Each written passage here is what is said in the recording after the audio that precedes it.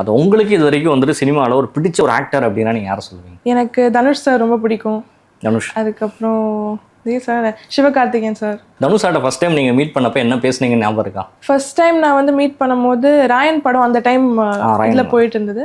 And அப்போ வந்து என் பிரதருக்கு வந்து அவர் ஒரு சாங் பாடினார். ரொம்ப ஸ்வீட், ரொம்ப ஹம்பிள்.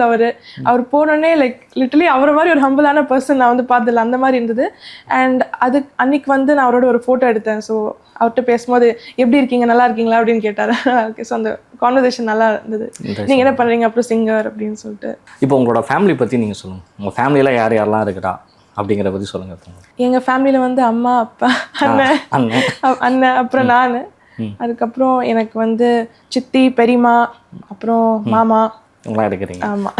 தக் லைஃபுக்கு அப்புறம் டோட்டலாக நீங்கள் வந்து ஒரு ட்ரெண்டிங்குள்ளே வந்துட்டீங்க, எல்லாருக்கும் உங்களை தெரிய ஆரம்பிச்சிருச்சு. அப்படிங்கிறப்ப வீட்டில் வந்து என்ன சொன்னாங்க? ஃபர்ஸ்ட் ஆக்சுவலி நானே வந்து இது எதிர்பார்க்கல, இந்த மாதிரி இருக்கும். திடீர்னு வந்து எங்கள் அம்மாவுக்கு வந்து நிறைய கால்ஸ், மெசேஜஸ், அப்புறம் என்ன நிறைய இதில் வந்து இது பண்ணுறாங்க, ரீஷேர் பண்ணுறாங்க. அதுக்கப்புறம் ஃபேஸ்புக்கில் வந்து ஐ திங்க் நிறைய பேர் அந்த ரைட் அப்ஸ் போட்டிருந்தாங்க. ஸோ அது வந்து அவங்களுக்கு ஷேர் பண்ணிவிட்டு அவங்க எனக்கு அமிச்சிருந்தாங்க, இது பாரு ஒன்று வந்து ஃபோட்டோ எடுத்து போட்டிருக்காங்க பாரு அப்படின்னு. அப்புறமா தான் பார்த்தேன் என்ன நோட்டீஸ் பண்ணி போட்டிருக்காங்க. ஆமாம், அது எனக்கே வந்து ரொம்ப சர்ப்ரைசிங். அந்த என்னையா போட்டீங்க அப்படின்னு. அப்படி இல்லை, பட் ரொம்ப கிரேட்ஃபுல்லாக இருக்கேன் அந்த ஒரு இதுக்கு. என் அப்பாவும் ரொம்ப எக்ஸைட்டடாக இருந்தார், எல்லாருமே.